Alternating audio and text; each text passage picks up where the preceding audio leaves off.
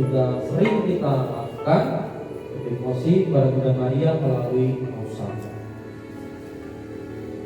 Terkait dengan rosario ini, sejarahnya bagaimana itu menjadi rosario, budi-budi rosario, dan juga latar belakang dari dua rosario itu, saya sangka silakan Anda dari sendiri karena kalau itu dijelaskan nanti sangat panjang waktunya.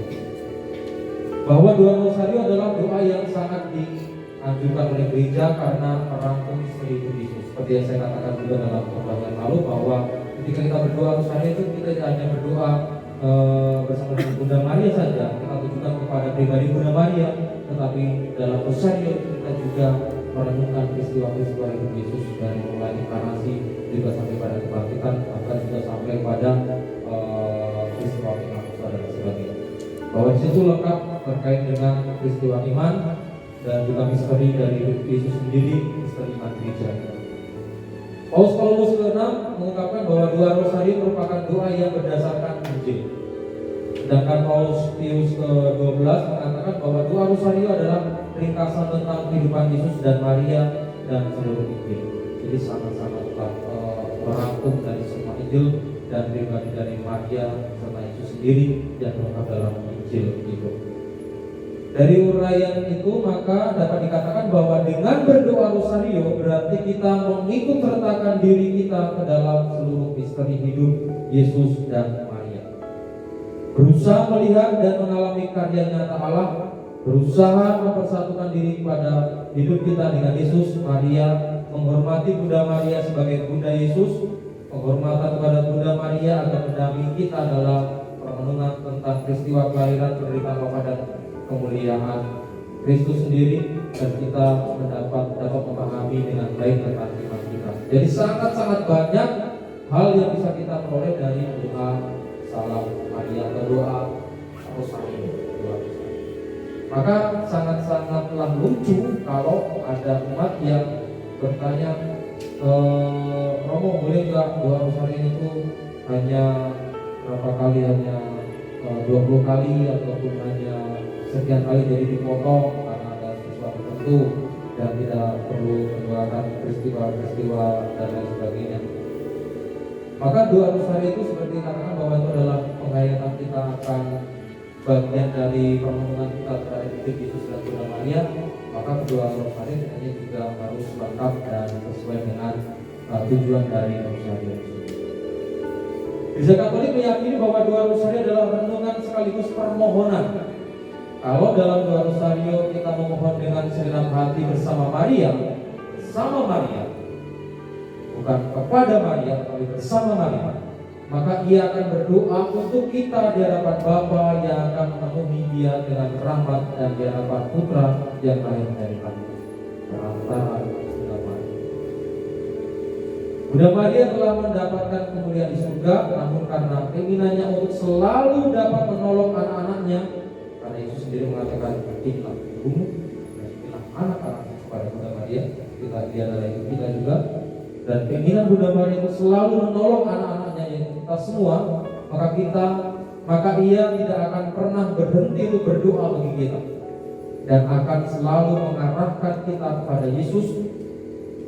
Dengan demikian kita bisa mengatakan per Mariam ad Jesu, artinya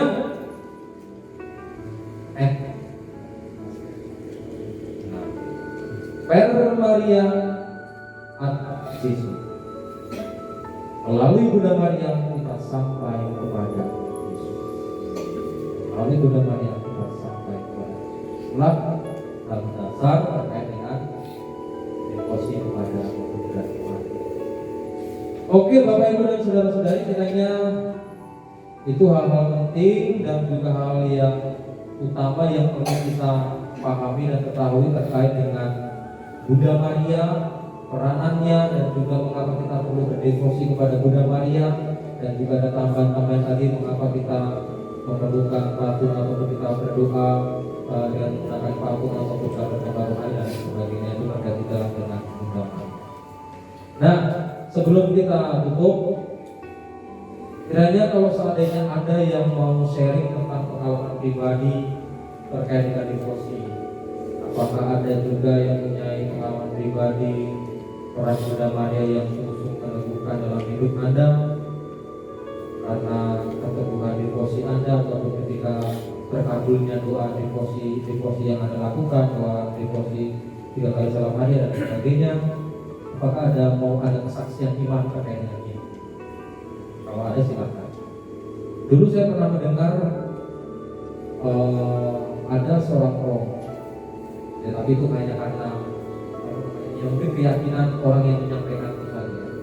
Saya tidak tahu faktanya seperti apa, tapi itu mungkin keyakinan orang yang menyampaikan. Ada seorang romo yang kita tutup kenal, romo itu romo yang sekarang sudah di tahun ke-7, di mana romo itu pernah kecelakaan. Dia satu mobil dengan banyak siswa dan sebagainya. Dan satu mobil itu entah dulu ceritanya seperti apa, saya kurang paham, tapi saya juga tidak paham dan masih misalkan itu meninggal, yang bisa meninggal. Hanya romonya itu masih hidup. Hidupnya pun sangat-sangat kritis, bahkan dia harus dibelah kepalanya, atau dioperasi dibelah kepalanya dan sebagainya. Orang meyakini bahwa romo itu bisa tetap hidup, suatu mukjizat, karena juga perang dengan yang dalam, karena dia terkenal sebagai orang yang berdevosi kepada Bunda yang sangat kuat, karena dia rajin sekali berdoa rosario yang kedua pada tahun ke-9 dia dalam pribadi, atau dia romo yang terkenal sebagai romo yang setia berdoa rosario, romo yang setia berdoa berdevosi kepada Tuhan.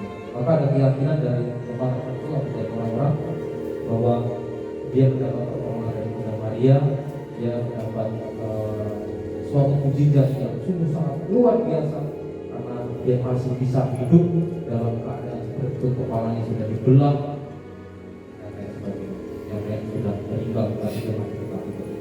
Suatu kesaksian yang itu keyakinan kita sebagai pribadi yang melihat dari realitas yang terjadi. Kita itu suatu kebenaran Tuhan, tetapi itu keyakinan iman kita terkait dengan apa yang dialami oleh orang tertentu dalam suatu peristiwa tertentu, oleh karena sesuatu yang dia lakukan, pertama dalam hal ini adalah keyakinan dan juga penghormatan yang luar biasa, dan juga kesetiaan yang berdoa rosario, berdoa berdevosi kepada Tuhan. Itu salah satu contoh dari kesaksian tentang devosi kepada Tuhan. Nanti silakan baca di Roma 1. Tadi sudah saya kasih tahu di sini tempatnya yang benar, saya kasih tahu. Kemudian saya silakan. Oke, ada yang lain, ada yang mau berkisah, ada yang mau beri kesaksian? Bapak saya tutup. Dan saya kira apa yang saya katakan tadi itu sangat berdasar dan terkait dengan materi ini, Dr. Subramania ini yang sederhana, dan saya kira kita berangkat semuanya. Apa yang saya katakan? Ada yang mau kesaksian?